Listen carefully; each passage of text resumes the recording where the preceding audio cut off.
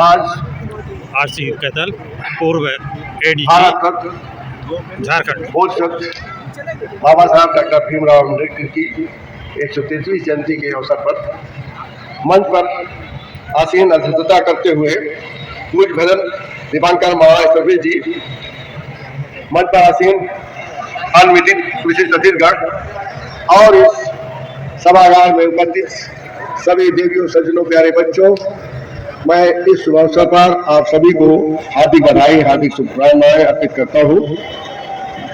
अभी मेरे पूर्व वक्ता चंद्रहास जी, जिनसे मैं पहले से परिचित हूं, उनकी भाषा शैली तो मैं नहीं इस्तेमाल कर सकता, इतना तेजस्वी भाषण था, उनका प्रभावकारी भाषण था, वो तो मैं नहीं ला सकता हूं, फिर भी कोशिश करूंगा कुछ शब्द कहने का, आपसे अपने अनुभव शेयर करने का। इस अवसर पर मंच पर मैंने देखा कि मुख्य वक्ता डीआईजी रिटायर एडीजी जल्दी, मैं भी एडीजी से आया हूं रिटायर होकर के, ये पुलिस में मंच हो गया एक तरह से। ये आश्चर्य की बात है भाई, मुझे लगता है कोई आईएएस पदाधिकारी पीछे से नहीं जरा रहा है क्या यहाँ, उसको भी आना चाहिए था भाई। अभी पूर्व वक्ता कहे थे डीआईजी साहब कि सभी जानते हैं कि 18 मार्च 1956 को आगरा के सम्मेलन में बाबा साहब ने जो आरक्षण से लाभ लेकर जो हमारे समाज का बुद्धिजीवी वर्ग पैदा हुआ था, उसको संबोधित कर रहे थे और उन्होंने स्पष्ट कहा था कि हमारे लोगों ने हमें धोखा दिया। 1983 में बाबू जगजीवन बीएचयू में भाषण दी थी इसी अवसर पर कि हमारे बुद्धिजीवी वर्ग के लोगों ने, स्पेशली आईएएस आईपीएस पदाधिकारी ने निराश किया। ये मैं कुछ तथ्यों के साथ आपके सामने पेश कर रहा हूँ और माफ कीजिएगा, ये हालांकि ये पर्व का एक समारोह है, उल्लास का समारोह है, लेकिन मैं कुछ अपने अनुभव, अपनी पुलिस सेवा के दौरान जो हमने प्राप्त किया बाबा साहब के सिद्धांतों को लागू करने में, मैं उनको थोड़ा सा जिक्र करना चाहूंगा। चंद्रहास जी से मैं बहुत पहले इसमें जिक्र कर चुका था। तो ये बाबा साहब ने कहा कि हमारे जो बुद्धिजीवी वर्ग ने धोखा दिया, आज मैं महसूस कर रहा हूं कि बुद्धिजीवी वर्ग से ज्यादा धोखा दिया है, अपने को नहीं, अपने लोगों को, समाज को धोखा दिया और धोखा दे रहा है।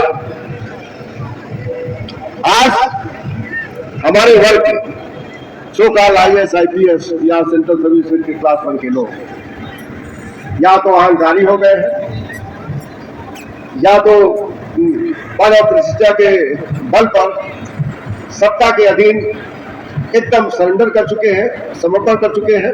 कई कैटेगरी के हमारे नौकरशाह हैं। इस प्रजातंत्र पे राजशाही नौकरशाही कोई, संविधान को लागू करने की जिम्मेवारी नौकरशाही को दी गई, ब्यूरोक्रेसी को दी गई।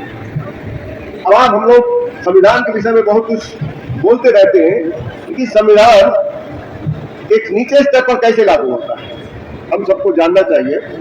संविधान के अंतर्गत विभिन्न अधिनियम बने, कानून बने, आईपीसी, सीआरपीसी, एविडेंस एक्ट हुआ, ये तो बहुत अंग्रेजों के समय से चला आ रहा था, लेकिन हमारे संविधान ने अडॉप्ट कर लिया इंडिपेंडेंस के बाद। मैं 2 एक्ट पर जाना चाहूंगा। अनुसूचित जाति जनजाति अत्याचार निवारण अधिनियम 1989 और उसी के तहत 1995 में जो रूल्स बने। आज अधिनियम बनता है, फिर रूल्स बनते हैं, फिर स्टेट लेवल पर अलग से डायरेक्शन दिया जाता है, ये करो और ना करो। थाना कचहरी लेवल पर अंत पे आकर के डायरेक्शन मिलेंगे आपको। संविधान और कानून अलग हो जाता है, इसको लागू करने वाले हम ही लोग। आज हमारे सामने बुद्धिजीवी वर्ग बैठा है, इसमें बहुत से प्रशासनिक पदाधिकारी भी होंगे, अधिवक्तागण भी होंगे, डॉक्टर इंजीनियर भी होंगे, समाज सेवक भी होंगे, हर तरह के लोग हैं यहाँ। लेकिन ये संविधान कैसे लागू किया जाए और जो हमें संविधान प्रदत्त आरक्षण और अन्य सुविधाएं दी गई है, वो कहाँ तक उसमें हम सफलता प्राप्त किए, ये प्रश्न है हमारे सामने।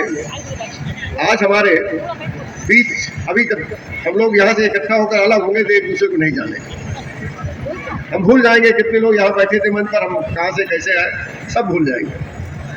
आज हम जानना चाहें कि इस जिले का डीएम कौन है, किस वर्ग का है, एसपी कौन है, पुलिस कमिश्नर कौन है, इससे हमसे कोई मतलब नहीं। इसीलिए यदि हम शिकायत करने ले जाए किसी भी मामले में तो हमारी पहुंच वहां नहीं हो सकती, ऐसा सिस्टम बन चुका है। मैं भी झारखंड की बात बतला रहा हूँ। हमारा डीजी हमारे वर्ग का है, चीफ सेक्रेटरी हमारे वर्ग का है। चीफ सेक्रेटरी से मैं मिला था पिछले महीने जाकर, उसके यहाँ चाय भी पिया था। डीजी से मिला था, वो मेरे जूनियर ही थे। एक किताब का विमोचन करना था, मुझे कराना था। मैंने भाई साहब का संस्मरण लिखा था और दोनों पदाधिकारियों ने कहा मैं आऊंगा, हम लोग आएंगे भाई। पुलिस प्रेस में ठहरा था, दोनों सेक्टर नहीं है। और अपॉइंटमेंट लेना चाहे आप साधारण तो आदमी छोड़ दीजिए, मेरे लिए भी अपॉइंटमेंट मिलना मुश्किल। हमारा आदमी बैठा है, सेक्रेटरी लोग हैं, रक्षित वर्ग की मैं कह रहा हूँ, सवर्णों को छोड़ दीजिए। तो ये हालत है हमारे IAS IPS की।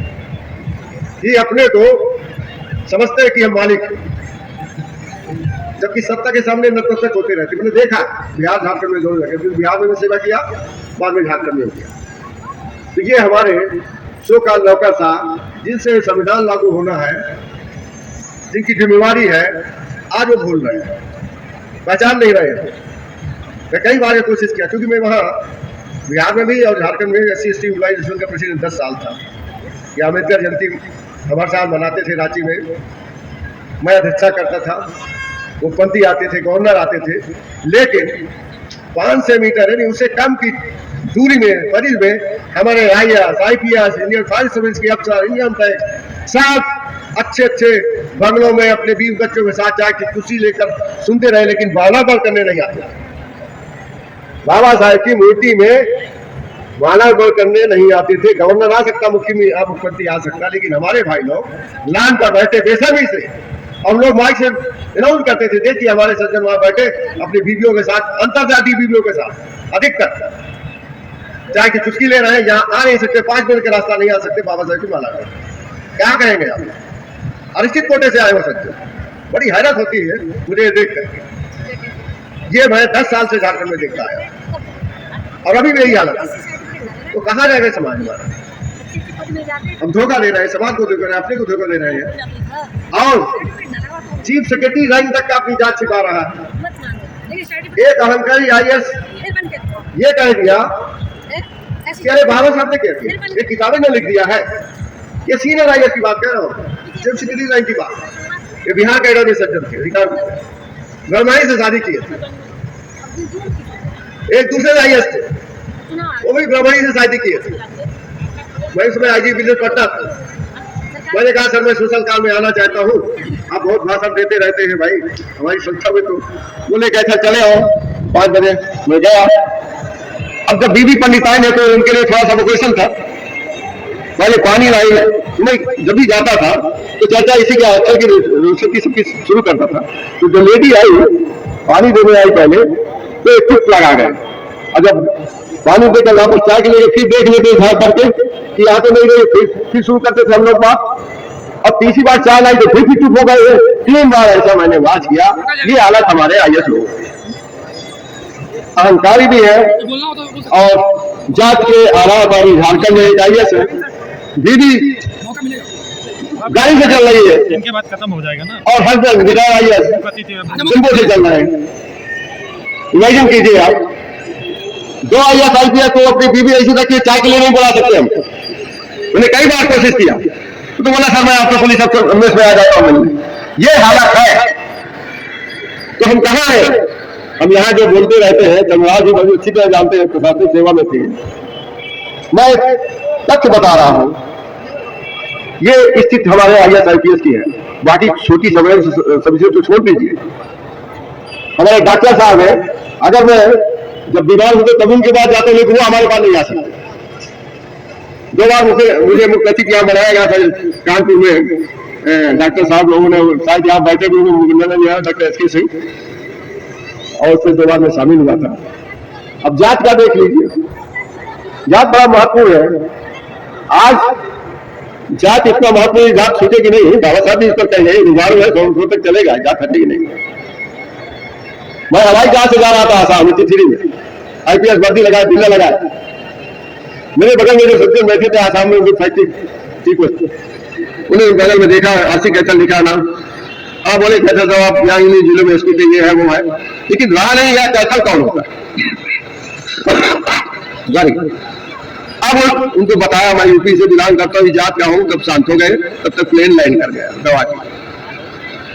यहां तक कि मैं सिटी एसपी रांची था, उस समय के गवर्नर साहब किसी और से पूछे भाई कैथल की जात का, आप किस हद तक जाएंगे, आप जात तो समाई हुई।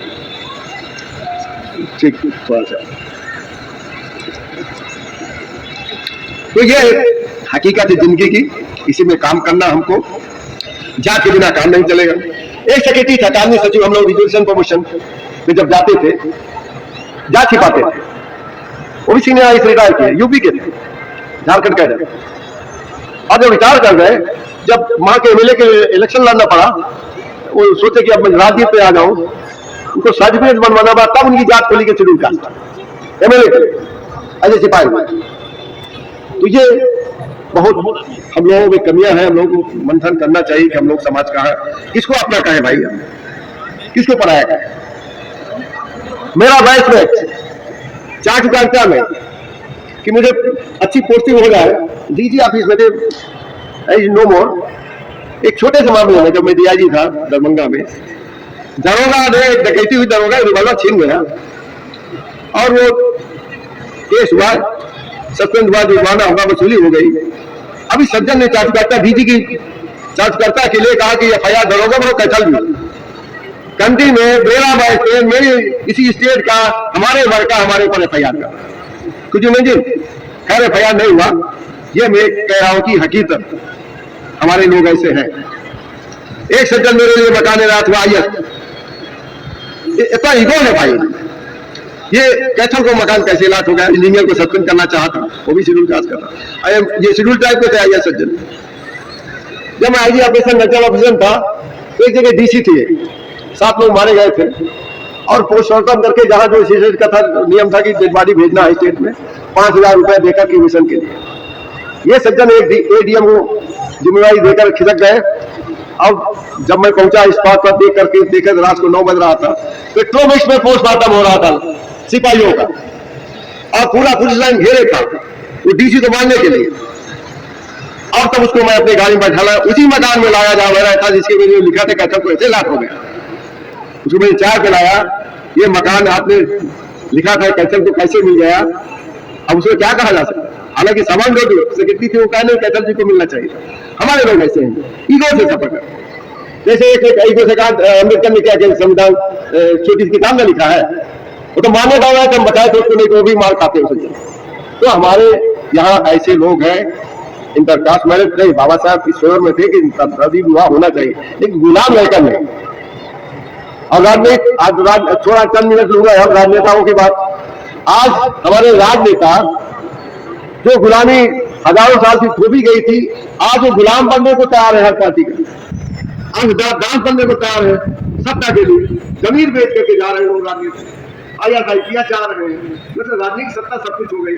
तो ये कहाँ रुकेगा कहना बड़ा मुश्किल है, मैं अब ज्यादा समय नहीं लूंगा, लेकिन मुझे जो मेरी फीलिंग थी मैं बताया कि हमारे नौकर था ऐसे है, आप कार सुन रहे भाई। और एक और इंटरव्यू बताता हूँ, मैं जब आईजी लाइन में था यहाँ आया था, मिश्राम साहब डीएम थे कानपुर। मेरी आदत थी जहां मैं जाता था सबसे पहले पता लगाता हूँ हमारे लोग कौन कहाँ बैठे, पटना भी जाता हूँ, रांची जाता हूँ, सबसे पहले पता लगाता।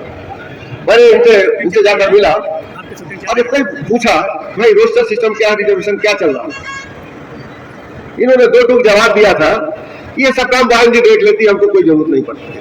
इसके बाद मैंने बस पूछता ही पूछा, और नतीजा हुआ कि बहन जी की जो पॉलिसी थी 15,000 या 20,000 एम्प्लॉय रिवर्ट हो गए।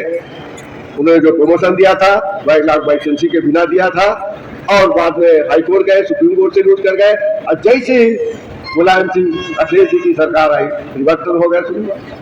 बसपा का एक एमपी पार्लियामेंट में रिजर्वेशन प्रमोशन का बिल फाड़ा था, वही समाजवादी पार्टी का शेड्यूल कास्ट एमपी था 2012 में। अब समझ लीजिए कि हम कहाँ, सपा का एमपी शेड्यूल कास्ट का यूपी का पार्लियामेंट में रिजर्वेशन प्रमोशन का बिल फाड़ा था, क्या कहा जाए। तो ये हमारे नेता लोग हैं, राजनेता लोग हैं, बहुत कुछ बातें हैं।